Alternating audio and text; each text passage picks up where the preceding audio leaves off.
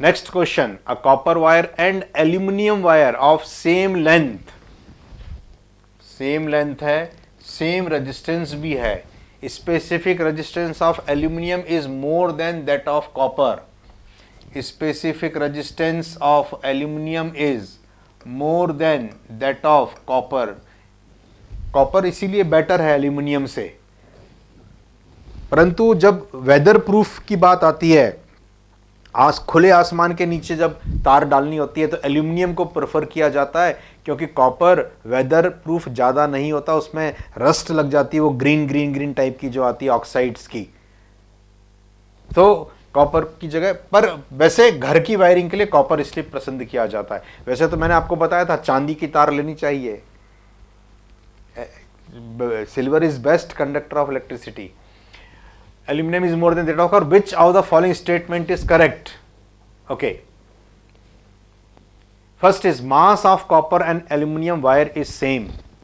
अभी हमको मास के टर्म्स में अगर बताना है, जैसे पिछला क्वेश्चन था, तो what is the resistance, rho L upon area, तो डेंसिटी मालूम होनी चाहिए हमको मास के टर्म्स में अगर हमको बता रहे हैं तो। What is density, mass upon volume, volume is this. So हमको यहाँ पे इन्होंने डेंसिटी के बारे में कुछ बोला ही नहीं है, हमको वैसे मालूम तो है लेकिन ये बोला नहीं, तो हम कैसे बोल दें। Mass of copper wire is more than that of aluminium wire, यहाँ से हम मास के टर्म्स में लिख सकते हैं। What is mass in terms of area, replace कर दो अगर, तो एरिया की जगह लिख दो mass upon density into length, यहां रिप्लेस कर दो rho L upon area is mass upon density into length, ऊपर चली जाएगी ये रेजिस्टेंस ऑफ द कंडक्टर। अब हमको मास मालूम है, ये मालूम दिया है, डेंसिटी तो मालूम नहीं है, लेंथ भी मालूम है, कह रहे हैं समान है, density not known. C is mass of copper wire is less. Nothing can be said about the relative mass of the two wires as information given is incomplete because density is not given. So D is correct answer. D जो है वो correct answer हो जाएगा। वैसे density of copper and density of aluminium मैं बता सकता हूं, पिछले क्वेश्चन में डेंसिटी ऑफ कॉपर आई थी 8.9 into 10 to the power 3 kg per metre cube, और डेंसिटी ऑफ एल्यूमिनियम, हल्की होती है aluminium, 2.71 into 10 to the power 3 kg per metre cube. पर इन्होंने बोला नहीं हमको, अगर बता देते तो हम आंसर कर सकते थे।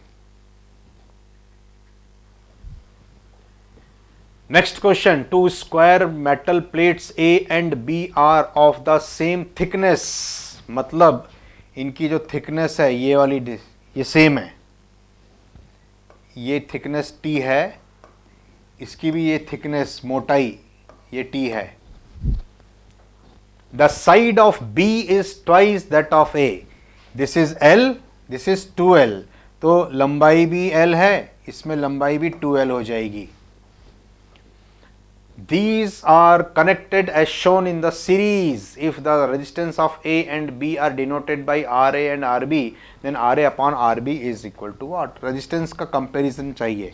देखिए ये करंट जा रही है, करंट को ये एरिया ऑफ क्रॉस सेक्शन मिलेगा, ये कितना होगा, L लंबाई into thickness, it is into T।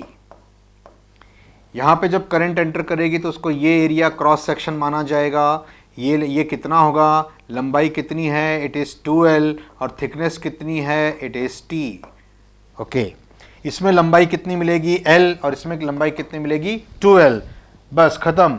अब हम फॉर्मूला लिख लेते हैं। What is RA, rho length is L upon area of cross section L into T।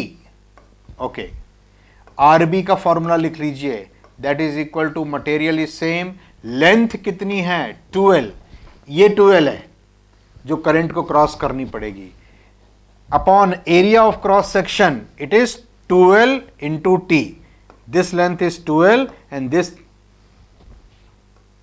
2L into T, ये कर दीजिए। अब आप रेशियो निकाल लीजिए, दिस डिवाइडेड बाई दिस, अरे वाह 2 से 2 तो कैंसिल हो गया, ये पूरा का टर्म ये पूरा टर्म कैंसिल हो गया, 1:1 आंसर आ गया। लंबाई बढ़ाई आपने तो एरिया ऑफ क्रॉस सेक्शन भी बढ़ गया। C is correct answer, 1:1। Next question, two conductors are made of the same material. जैसे ही बोला सेम मटेरियल, मैकेनिक्स में तो डेंसिटी सेम होगी और इलेक्ट्रिसिटी में रजिस्टिविटी सेम होगी, 1 और 2 के दोनों के same. And have the same length, लंबाई भी सेम है, L1 is equal to L2 है। Conductor A is solid wire of diameter 1 mm, diameter 1 mm का सॉलिड वायर है, ठोस, जो हम घरों में देखते हैं, ये रहा, this is wire A. Conductor B is a hollow tube of outer diameter 2 millimeter and inner diameter 1 millimeter।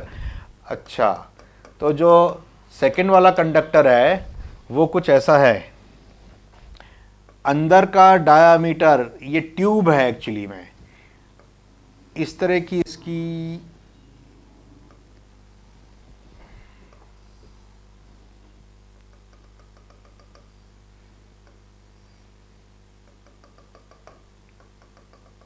कुछ इस तरह से ये ट्यूब के फॉर्म में आपको दिखाई पड़ेगा, इट इज लाइक दिस। इसमें केवल मटेरियल वाला पोर्शन जो आप लेंगे वो इतना आएगा, दिस ओनली। एंड ये दिया हुआ है इन्होंने कि ये डायामीटर दिया हुआ है 1 mm, इसमें भी, इसके लिए भी this diameter is given as, inner diameter is 1 mm और इसमें आउटर डायामीटर भी दिया हुआ है, इट इज 2 mm। तो फर्क सिर्फ एरिया ऑफ क्रॉस सेक्शन का आएगा। देखिएगा इसका एरिया ऑफ क्रॉस सेक्शन कितना लोगे आप, ये वाला जिसमें से करंट फ्लो होगी। So what is the area of cross section of the first conductor, pi into diameter square upon 4, pi r square या पाई डी स्क्वायर बाई 4। इसका एरिया ऑफ क्रॉस सेक्शन कितना लेना पड़ेगा, देखो अगर इनर डायामीटर आपको D1 दिया हुआ है अगर, और आउटर वाला दिया हुआ है diameter D2, so definitely what is the cross sectional area of this conductor, outer वाला पूरा एरिया माइनस ये जो इतना खाली है इनर वाला area. So what is this, this is equal to pi D2 square, मतलब 2 मिलीमीटर स्क्वायर बाई 4। उसमें से ये जो खाली वाला पोर्शन है खोखला, वो हटा दो, माइनस कर दो, it is pi 1 millimetre square, diameter है तो, upon 4। If you take it, pi by 4 is taken common, 2 square minus 1 square, common लेने के बाद 2 स्क्वायर 4, 4 माइनस 1 कितना बचेगा, 3। 2 square 4 minus 1 square is 1, so 3। अब इनका कंपैरिजन कर लो, what is the formula, resistance of A to resistance of B is equal to, rho दोनों का सेम है, कैंसिल, सेम मटेरियल है ना, लेंथ दोनों की सेम है, सेम लेंथ, सो रो L अपॉन फर्स्ट का एरिया डाल दो पाई, डायमीटर कितना था 1, तो 1 स्क्वायर इज 1 अपॉन 4, 4 को ऊपर जाने दीजिए।